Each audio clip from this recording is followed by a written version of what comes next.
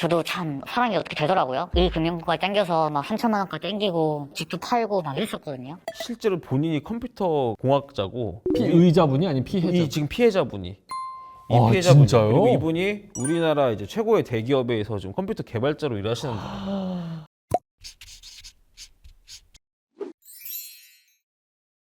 자, 변호를 하는 건 채널에 오신 여러분 환영합니다. 변호사님이 직접 하셔서 성공적으로 이끈 케이스를 다시 리뷰해보는 컨텐츠입니다. 오늘 요 사건은 간략하게는 어떤 내용이나요? 예, 이 사건은 의뢰인께서 알고 있는 지인으로부터 투자 권유를 여러 차례 받은 겁니다. 그래서 처음에는 긴가민가해서 거절하다가 1,000만 원을 딱 투자했는데 네. 한 달 만에 10% 수익이 났다고 100만 원을 보내오는 거예요. 10명 넘는 사람까지 투자를 모아서 줬는데 나중에 알고 보니까 이게 다 사기였다. 아, 조작된 거를 어디서 돈을 끌어와서 배당금을 주고. 예, 실제로는 손실인데 새로 들어온 투자자의 돈을 받아가지고 수익이 난 것처럼 나눠준 거죠. 우와, 알겠습니다. 한번 케이스 한번 들어보도록 하겠습니다.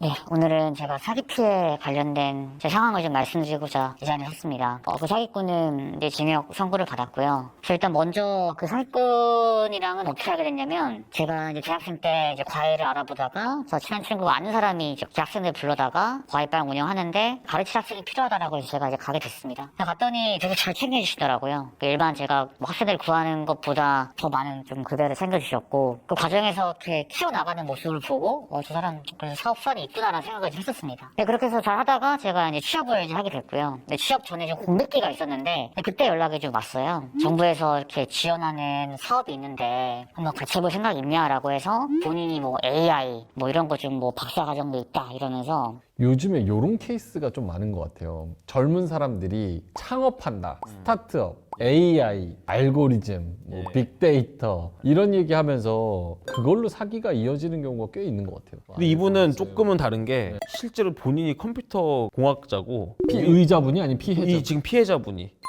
아, 피해자분이 진짜요? 그리고 이분이 우리나라 이제 최고의 대기업에서 지금 컴퓨터 개발자로 일하시는 분이에요. 그러니까 이게 어떻게 된 거냐면은 알고리즘은 너가 좀 짜줘 봐라 일단 처음에. 그럼 내가 이 주식 시장의 그런 데이터를 여기다 입혀가지고 학습을 시키겠다. 이렇게 되는 겁니다. 그럼 진짜 사기 당할 만하네. 이분은 나는 이쪽 전문 분야고 저 사람은 저쪽 전문가니까 합치면 뭔가 되겠다. 와, 되게 치밀한 사기 케이스였네요.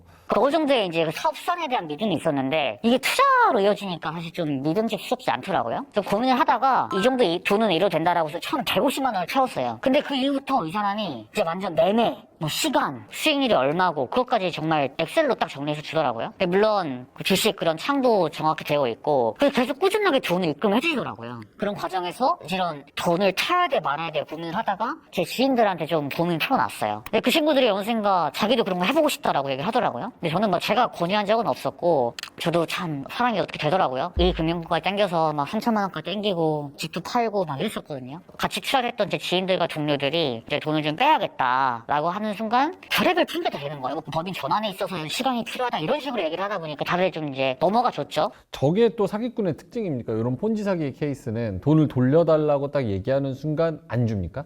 그렇죠. 돈을 돌려줄 수가 없잖아요. 돈이 없으니까. 예를 들면 돈을 누가 요구한다. 그러면 다른 사람한테 전화를 돌려가지고 네네. 원래 이제 전체 수익의 20%를 떼주는 사람이었는데 법인 설립을 위해서 비용이 딱 필요한 참이니까 지금 넣는 투자금에 대해서는 30%를 주겠다. 뭐 이런 식으로 점점 좋은 조건을 제시하는 거죠. 많은 또 일이 있었지만 요약해서 돈이 결국 실토를 했어요. 사실 이거 다 사기였다라는 식으로 얘기를 하더라고요. 그나마 다행인 거는 사기꾼이 본인이 좀 잘못을 인정을 했었고 제가 그동안 그 사람한테 주고받았던 다 데이터가 있어서 제 변호사님께서 참 잘 좀 변호해 주신 덕분이 있지만 그러니까 요 사건 같은 경우에는 네. 사실 이제 피해자가 여러 명이고 자료를 조작까지 했잖아요. 네. 그렇기 때문에 사기가 되는 것 자체는 크게 문제는 아니었어요. 근데 오히려 어떤 게 더 포인트가 될 수 있냐면은 이런 사람들이 한두 명 상대로만 사기를 치진 않잖아요. 그렇죠. 그러다 보니까 내가 일단 일부라도 돈을 돌려받기 위해서는 다른 피해자보다 먼저 사건 처리가 빨리빨리 이루어져야 돼요. 이 사기꾼들이 돈을 갚으려고 피해자고 고민하는 순간이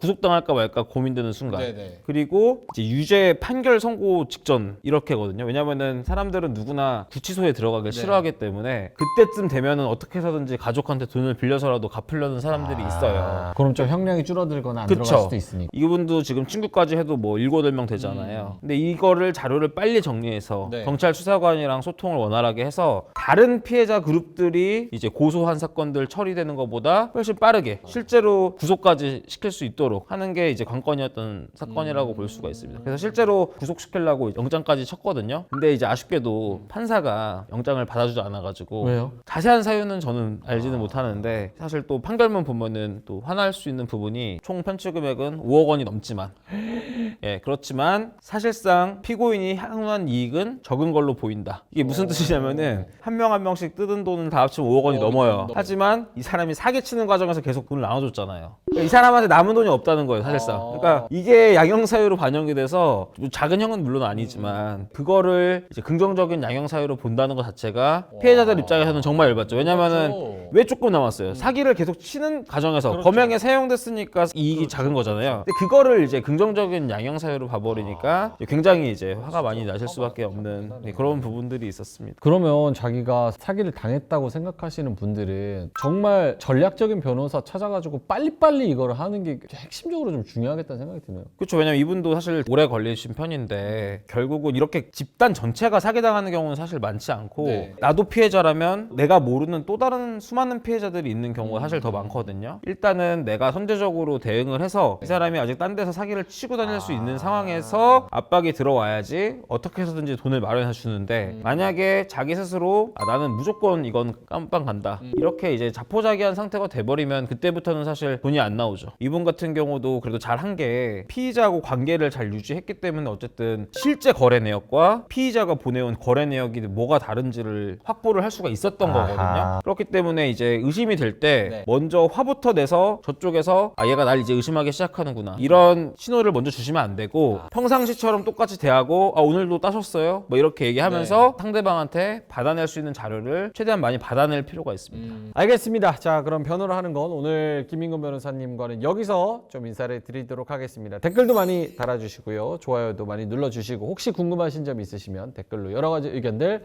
남겨주시면 좋을 것 같습니다. 오늘 저희는 여기서 마무리하도록 하겠습니다. 고맙습니다. 감사합니다.